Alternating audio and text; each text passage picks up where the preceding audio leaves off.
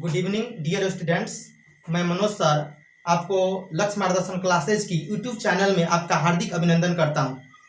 और लॉकडाउन को देखते हुए और खासकर बोर्ड एग्जाम को देखते हुए मैट्रिक के बच्चों की काफ़ी डिमांड आ रही थी कि सर पढ़ाई में काफ़ी रुकावट आ गई है, तो आप इसका कुछ उपाय करें। और उन्हीं उपाय को करते हुए मैं आज से ऑनलाइन क्लास की व्यवस्था कर दिया हूं और जिसका पहला वीडियो मैं आपके सामने लेकर आया हूं। मैं आज आपको class 10th Bihar board class 10th का मैथ पढ़ाऊंगा। और जो भी बच्चे आज तक मैथ से जितना भी डर रहे हैं डर लिए, आज के बाद से आपको मैथ से डरने की बात नहीं है। मैं आपको सिखाऊंगा कि मैथ से कैसे लड़ा जाता है। और मैथ को हम लोग खेल खेल में पढ़ेंगे। मैथ इतना इजी चीज कुछ है ही नहीं। इस पूरे जितने भी चीज है पढ़ने वाला, जितने भी सब्जेक्ट हैं, अगर उसमें देखा जाए तो सबसे इजी मैथ होता है। लेकिन जो बच्चे गलती करते हैं, छोटे छोटे कंसेप्ट को नहीं समझते हैं और इसी के चलते उन्हें मैथ बहुत भारी लगता है। और मैं आपसे वादा करता हूं कि मैथ का कोई भी एक ऐसा चैप्टर नहीं होगा जो आपको भारी लगेगा। और चलिए सबसे पहले क्लास 10th की मैथ के बारे में हम बात कर लेते हैं। तो जैसा कि आप जानते हैं कि क्लास 10th का जो मैथ होता है वो 100 नंबर का एग्जाम्स होती है, यानी टोटल मार्क्स हो गया आपका 100 नंबर। सबसे पहले मैथ हम पढ़ने चल रहे हैं तो इस मैथ का हम सिलेबस जान लेते हैं कि आखिर क्लास 10th में कौन कौन से चैप्टर होते हैं और कौन कौन सी चैप्टर की पढ़ाई की जाती है। तो सबसे पहले हम सिलेबस देखेंगे। सबसे पहला है नंबर सिस्टम, यानी नंबर्स के बारे में पढ़नी है।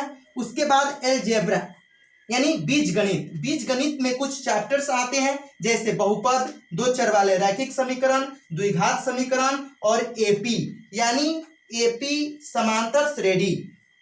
उसके बाद हम लोग पढ़ेंगे कोऑर्डिनेट ज्योमेट्री यानी नियामक ज्यामिति। फिर पढ़ेंगे ज्योमेट्री और इस ज्योमेट्री के अंतर्गत हम लोग पढ़ेंगे त्रिभुज के बारे में, वृत्त की स्पर्श रेखा के बारे में पढ़ेंगे और फिर हम लोग रचनाएं देखेंगे। उसके बाद हम लोग पढ़ेंगे त्रिकोणमिति और इस त्रिकोणमिति के अंतर्गत ही आता है एक और चैप्टर जिसका नाम है हाइट एंड डिस्टेंस। इसके बाद हम लोग पढ़ेंगे मेंसुरेशन यानी क्षेत्रमिति, फिर पढ़ेंगे स्टैटिक्स सांख्यिकी और फिर लास्ट चैप्टर पढ़ेंगे प्रोबेबिलिटी यानी प्रायिकता। यानी यह पूरा आपका सिलेबस हो गया। इतना चीज आपको पढ़नी है क्लास 10th में। और मैं आपसे वादा करता हूं, मनोज सर का आपसे वादा है, इसमें से कोई भी एक ऐसा चैप्टर नहीं होगा जिसमें से आपको थोड़ा सा भी प्रॉब्लम होगा। कितना भी भारी से भारी क्वेश्चन आप इजीली बनाएंगे और आपको निश्चित ही तौर पर मैथ से प्यार हो जाएगा। इस कदर आपको मैं मैथ पढ़ाऊंगा। और मैथ का तो हम लोग सिलेबस जान लिए और आज हम लोग स्टार्ट करेंगे मैथ का। जैसा कि आप लोग पहले भी जानते हैं कि मेरा ऑफलाइन भी क्लास चलता है अरेराज के मटियरिया कोठी में, जहां पर मैं पहले पढ़ाया हूं बहुत दिनों से, लगभग 8 सालों से मैं वहां पर क्लास दे रहा हूं, बच्चों को पढ़ा रहा हूं और 8 सालों का मेरा टीचिंग एक्सपीरियंस है। निश्चित ही तौर पर आपको मैं काफ़ी फायदे देने वाला हूं। निश्चित ही तौर पर आप मुझसे जुड़े रहेंगे, काफ़ी आपको फायदे होने वाला है। तो ऑफलाइन क्लास में जो भी बच्चे मेरे पास पढ़ते थे तो आपको मैं त्रिकोणमिति पढ़ा चुका हूँ, अलजेब्रा में दो चर वाले रैखिक समीकरण आप पढ़ चुके हैं और उसके बाद हाइट एंड डिस्टेंस भी आप पढ़ चुके हैं। तो इसलिए यह 3 चैप्टर अभी फिलहाल मैं नहीं पढ़ाऊंगा क्योंकि ऑफलाइन इसकी पढ़ाई हो चुकी है। लेकिन जो बच्चे ऑफलाइन नहीं पढ़े हैं घबराएंगे नहीं, ऑनलाइन ये भी पढ़ाई होगी, सबकी होगी, लेकिन कुछ दिन बाद होगी। इसमें के हर एक चैप्टर मैं आपको ऑनलाइन पढ़ाऊंगा, इसलिए आप घबराइए नहीं, आपको ऑनलाइन पढ़ाई होगी।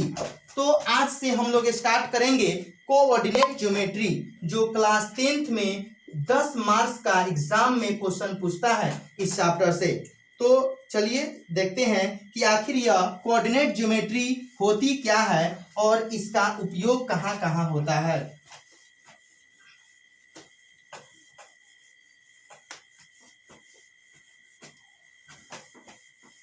चलिए बच्चों, तो हम लोग चलते हैं, ये तो इंट्रोडक्शन था। अब हम चलते हैं पहले चैप्टर की ओर। क्लास 10 के मैथ का पहला चैप्टर अब आपके सामने है जिसका नाम है कोऑर्डिनेट ज्योमेट्री।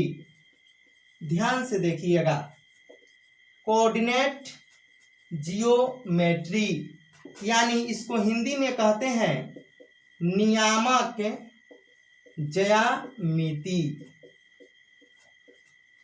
और ये आपके एग्जाम में 10 नंबर के इस चैप्टर से क्वेश्चंस आएंगे। तो कोऑर्डिनेट ज्योमेट्री को पढ़ने के लिए सबसे पहले हमें लाइंस की पढ़ाई करनी होगी, यानी लाइन यानी रेखाएं। ऐसे तो रेखा के बारे में डिटेल हम जब ज्योमेट्री पढ़ेंगे तब आपको बताएंगे कि ये रेखा क्या होती है और कितने प्रकार की होती है। लेकिन अभी कोऑर्डिनेट ज्योमेट्री में जितने चीजों की आवश्यकता है, जो रेखाओं की आवश्यकता है, उनकी हम चर्चा करेंगे और उनको देखेंगे। और जितने भी बच्चे इस वीडियो को देख रहे हैं, इस वीडियो को एक बार जब मैं लिख लूंगा तो उसको पॉज कर दीजिएगा और पूरा अपने कॉपी पर उसको लिख लीजिएगा, ताकि आपको पूरी तरह से समझ में आ जाए। उसके बाद अगर एक बार में आपको समझ में नहीं आती है तो इस वीडियो को बार बार देखकर आप समझ सकते हैं। लेकिन मेरा पूरा प्रयास रहेगा कि जो भी मैं आपको बताऊंगा आपको निश्चित तौर पर एक ही बार में समझ आएगी। तो चलिए देखते हैं लाइंस यानी रेखाएं। तो रेखाएं जो होती है बाबू, वह 2 तरह की होती है कोऑर्डिनेट ज्योमेट्री के लिए। एक को हम कहते हैं हॉरिजॉन्टल लाइन और दूसरा को कहते हैं वर्टिकल लाइन, यानी क्षैतिज रेखा। रेखा 2 प्रकार की होती है, एक क्षैतिज रेखा और दूसरा उदर्ग रेखा। आप कहिएगा सर कि यह क्षैतिज रेखा क्या है और उदर्ग रेखा क्या है, तो मैं यही आपको बताने आ रहा हूं। देखिए, क्षैतिज रेखा 2 तरह की होती है, एक पीकर पड़ा, एगो बिना पीले खड़ा। तो जो पीकर पड़ा उसको कहिएगा क्षैतिज रेखा, जो बिना पीले खड़ा उसको कहिएगा उदर्ग रेखा। अब देखिए हम लोग बारी बारी से जानते हैं। देखिए यह पी कर पड़ा हुआ है, कहीं पर भी पड़ा हुआ है तो इसको हम कहेंगे क्षैतिज रेखा। कौन सा रेखा? क्षैतिज रेखा। और एक लाइन होती है जो बिना पीले खड़ा होता है और इसको कहते हैं बाबू उदर्ग रेखा।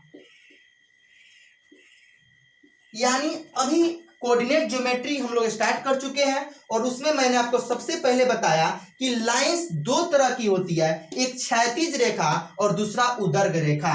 क्षैतिज रेखा यानी जो इस तरह रहेगी, यानी जो किसी मतलब जो सोई रहेगी उसको कहेंगे क्षैतिज रेखा, जो खड़ी रहेगी उसको कहेंगे उदर्ग रेखा। और फिर आगे देखते हैं और इसको नोट कर लीजिएगा, वीडियो को रोक कर इसको नोट कर लीजिएगा।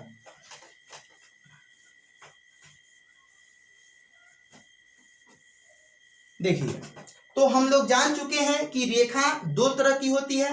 एक रेखा होती है जो पीकर पड़ी रहती है, उसको क्षैतिज रेखा कहते हैं, और एक रेखा जो बिना पीले खड़ी रहती है उसको उदर्ग रेखा कहते हैं। अब फिर देखिए बाबू, यहां से इसको कहेंगे क्षैतिज रेखा और इसको कहेंगे उदर्ग रेखा। तो क्षैतिज रेखा को एक्स एक्सिस कहा जाता है, हमेशा याद रखिएगा। क्षैतिज रेखा को कौन सा एक्सिस? X axis. और उदर्ग रेखा को वाई एक्सिस कहा जाता है। एक्स एक्सिस यानी एक्स अक्ष, वाई एक्सिस यानी वाई अक्ष। फिर देखिए, एक्स अक्ष को हम भुज कहते हैं और वाई अक्ष को हम कोटि कहते हैं, हमेशा याद रखिएगा। एक्स ऑब्जेक्टिव, जैसा कि आपको मालूम है कि मैथ्स का जो न्यू पैटर्न का जो एग्जाम हो रहा है उसमें ऑब्जेक्टिव प्लस सब्जेक्टिव्स, और यह दोनों 50-50 मार्क्स के हो रहे हैं। यानी हमें मैथ इस तरह से पढ़नी है ताकि हमारा ऑब्जेक्टिव भी क्लियर हो जाए और सब्जेक्टिव भी क्लियर हो जाए। और मेरा वादा है आपसे कि अगर आप सही से मेरे पूरे वीडियो को देख लेंगे, हर एक चैप्टर के प्रत्येक वीडियो को देख लेंगे, तो मैथ में आप पूरे 100 में 100 नंबर आसानी के साथ ला सकते हैं। तो इसलिए आप को कुछ नहीं करना है, कॉपी कलम लेकर बैठना है और ध्यान से समझना है। यानी मैंने आपको पहले बताया कि रेखा दो तरह की होती है, एक क्षैतिज रेखा, दूसरा उदर्ग रेखा। क्षैतिज रेखा को कौन सा अक्ष कहते हैं बाबू? एक्स अक्ष। उदर्ग रेखा को वाई अक्ष। फिर एक्स अक्ष को क्या कहते हैं? भुज। और वाई अक्ष को क्या कहते हैं? कोटि। यहां तक क्लियर हो चुका होगा। फिर से मैं आपको बता देता हूं, एक्स अक्ष को भुज कहते हैं, वाई अक्ष को कोटि कहते हैं। और एक्स अक्ष किसे कहेंगे? उदर्ग रेखा को कि क्षैतिज रेखा को? क्षैतिज रेखा को। और उदर्ग रेखा को कौन अक्ष कहेंगे? वाई अक्ष कहेंगे। फिर से देखिए आगे, जहां एक्स अक्ष और वाई अक्ष एक दूसरे को काटती है, जैसे यह आपका हो गया एक्स अक्ष और यह हो गया वाई अक्ष, दोनों एक दूसरे को इस पॉइंट पर काटती है और इस पॉइंट को हम क्या कहते हैं बाबू? रूट पॉइंट कहते हैं। कौन सा पॉइंट? रूट पॉइंट, यानी मूल बिंदु। हमेशा याद रखिएगा, ऑब्जेक्टिव में पूछेगा कि जहां एक्स अक्ष और वाई अक्ष एक दूसरे को काटती है, उस बिंदु को क्या कहा जाता है? तो मूल बिंदु कहा जाता है। यहां पर एक और नोट लिख लेंगे, नोट नंबर 1। ऑब्जेक्टिव पूछेगा कि मूल बिंदु का नियामक बताइए। तो मूल बिंदु का नियामक 0 0 होता है। ऑब्जेक्टिव पूछेगा कि मूल बिंदु का नियामक कितना होता है, तो कहिएगा कि मूल बिंदु का नियामक 0 0 होता है। फिर आपके मन में प्रश्न आया होगा कि भैया यह 0 0 क्या है? मैं फिर से आपको इसके बारे में अभी तुरंत बताने वाला हूं, इसलिए घबराइए नहीं। फिर से जान लीजिए, रेखा दो तरह की होती है, एक क्षैतिज रेखा, दूसरा उदर्ग रेखा। क्षैतिज रेखा को एक्स अक्ष कहते हैं और उदर्ग रेखा को वाई अक्ष कहते हैं। एक्स अक्ष को भुज कहते हैं और वाई अक्ष को कोटि कहते हैं। फिर जहां एक्स अक्ष और वाई अक्ष एक दूसरे को काटती है, उस बिंदु को मूल बिंदु कहते हैं, मूल बिंदु। और मूल बिंदु का नियामक 0 0 होता है। यहां तक क्लियर हो चुका? अब फिर देखिए,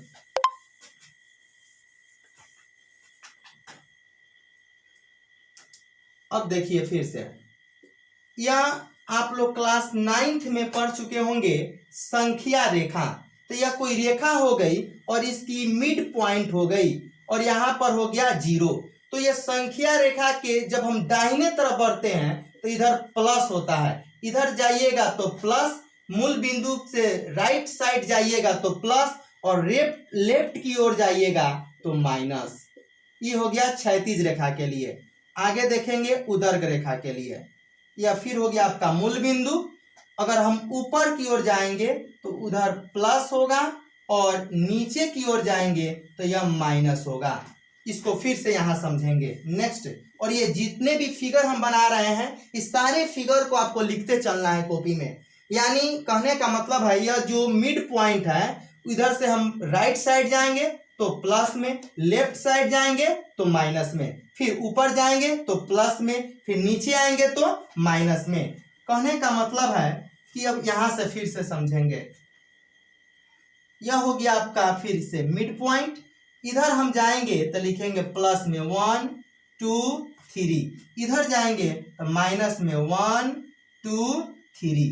फिर उदर्ग रेखा के लिए देख लेंगे, यह आपका हो गया मिड पॉइंट। ऊपर जाएंगे तो प्लस में 1 2 3, और भी हम लिख सकते हैं आगे -1 -2 -3।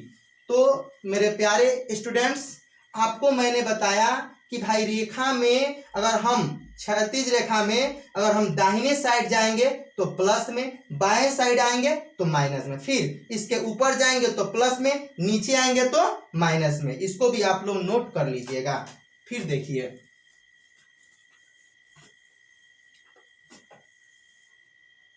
अब हम दोनों को कंबाइंड कर कर एक फिगर बनाते हैं, इसको समझ लीजिएगा जरा।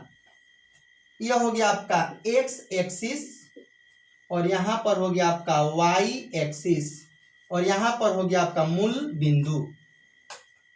अब यहां देखिए, इधर जाएंगे तो 1 2 3 4, इधर आएंगे तो -1 -2 -3 -4। फिर ऊपर जाएंगे तो 1 2 3 4, नीचे आएंगे तो -1 -2 -3 -4। यह हो गई संख्या रेखा पर दोनों x अक्ष और y अक्ष की कटान जो होती है कैसे होती है, यह हमने आपको बताया। अब फिर आगे देखेंगे। अब मेन चीज समझिए।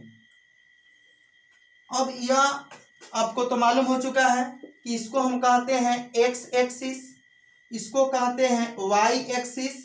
तो देखिए बाबू, अब यहाँ पर कुछ एरिया बना, जैसे जब हम इसको बांट दें, कोई भी समतल सतह है उसको जब हम इस तरह से डिवाइड करेंगे तो ये 4 भागों में बटेगा। तो इसको कहेंगे, या फर्स्ट वाले को कहेंगे, इसको फर्स्ट, इसको कहेंगे सेकेंड, इसको कहेंगे थर्ड और इसको कहेंगे फोर्थ। अब यही समझने वाला बात है। यह इसको कहते हैं फर्स्ट सेकेंड थर्ड फोर्थ, यानी इसको हम हिंदी में अगर लिख दें तो कहते हैं प्रथम चतुर्थांश, इसको कहते हैं द्वितीय चतुर्थांश,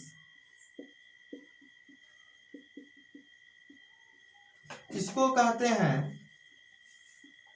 तृतीय चतुर्थांश और इसको कहते हैं चतुर्थ चतुर्थांश। यानी कोऑर्डिनेट ज्योमेट्री में हम लोग अब कुछ आगे बढ़ चुके हैं। यानी नियामक ज्यामिति में आपको मिलेगा कि चतुर्थांश जो होते हैं वह 4 होते हैं। कौन कौन? तो फर्स्ट सेकेंड थर्ड फोर्थ। यानी आपसे कोई पूछेगा कि चतुर्थांश कितने होते हैं तो क्या कहिएगा कि भैया चतुर्थांश 4 होते हैं। कौन कौन? First second third fourth. फिर इसकी चर्चा हम आगे करेंगे।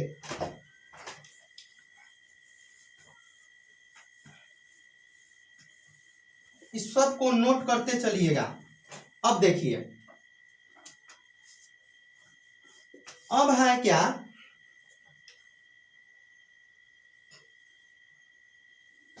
अभी आपको बताया है कि चतुर्थांश 4 होते हैं। इसको कहते हैं फर्स्ट, इसको कहते हैं सेकेंड, इसको कहते हैं थर्ड और इसको बोलते हैं फोर्थ। तो फर्स्ट जो होता है इसमें प्लस प्लस होता है। आगे बताएंगे कि ये प्लस प्लस क्या होता है। सेकेंड में माइनस प्लस होता है, थर्ड में माइनस माइनस होता है और फोर्थ में प्लस माइनस होता है।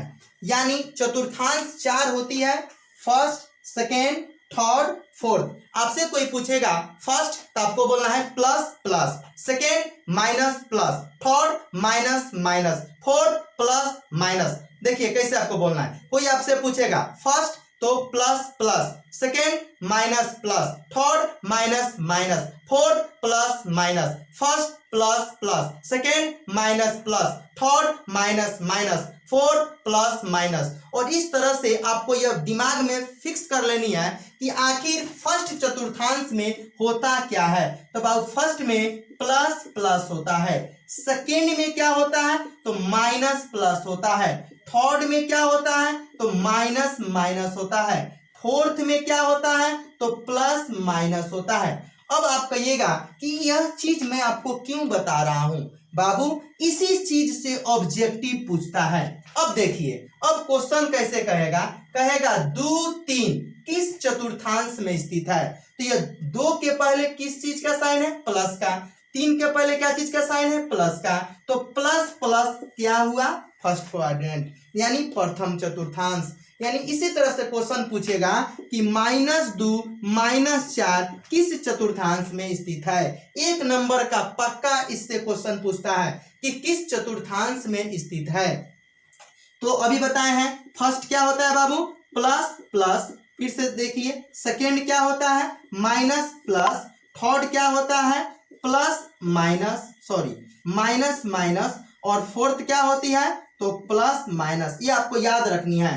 फर्स्ट कहें तो प्लस प्लस, सेकेंड कहें तो माइनस प्लस, थर्ड कहें तो माइनस माइनस, फोर्थ कहें तो प्लस माइनस। इसी तरह से क्वेश्चन कहेगा कि 4 और -2 किस चतुर्थांश में स्थित है। तो इसके पहले प्लस है और माइनस है, तो प्लस माइनस कौन सा होता है तो फोर्थ होता है।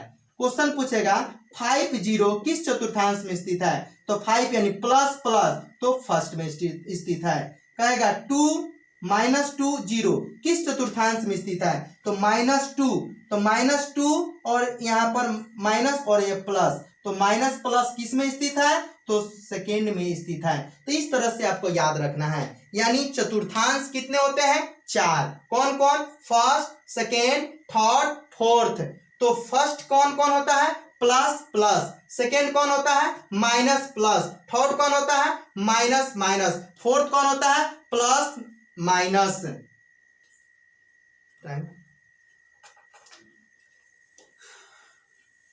अब देखिए, तो यह हो गया आपका चतुर्थांश के बारे में सीख लिए हम लोग। इसी तरह से ऑब्जेक्टिव पूछता है बाबू, और आपको अगर याद होगा कि फर्स्ट का साइन फर्स्ट में कौन कौन आता है, तब आराम से बनाएंगे।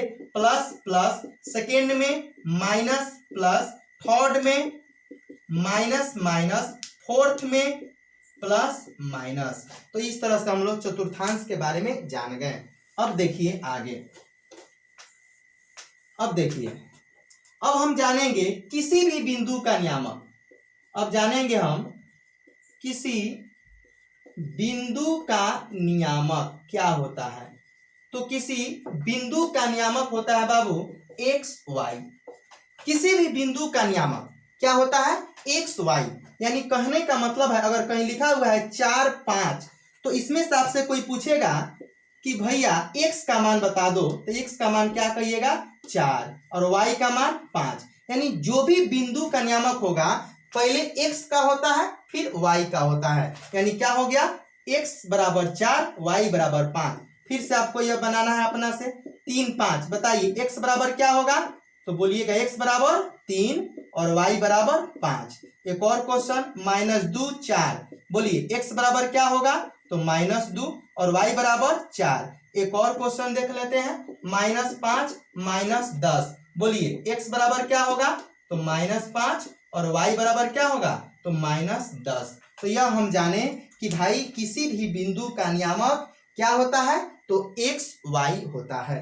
तो नियामक ज्यामिति की आज फर्स्ट क्लास है, और घबराइएगा नहीं। देखिए, मेरा भी YouTube का यह पहला वीडियो है, और इसीलिए थोड़ा मैं भी नर्वस फील कर रहा हूँ, और ऑफलाइन पढ़ाने का मुझे प्रैक्टिस है, लेकिन ऑनलाइन में थोड़ी घबराहट मुझे महसूस हो रही है, इसलिए थोड़ा फास्ट में पढ़ा रहा हूँ। लेकिन नेक्स्ट वीडियो से मैं निश्चित तौर पर इसमें आपको सुधार करूँगा, और इतना चीज़ आप जान गए, इसको प्रैक्टिस करके आइएगा, और नेक्स्ट दिन कल फिर मैं इसका सेकेंड पार्ट वीडियो आपको दूंगा। धन्यवाद।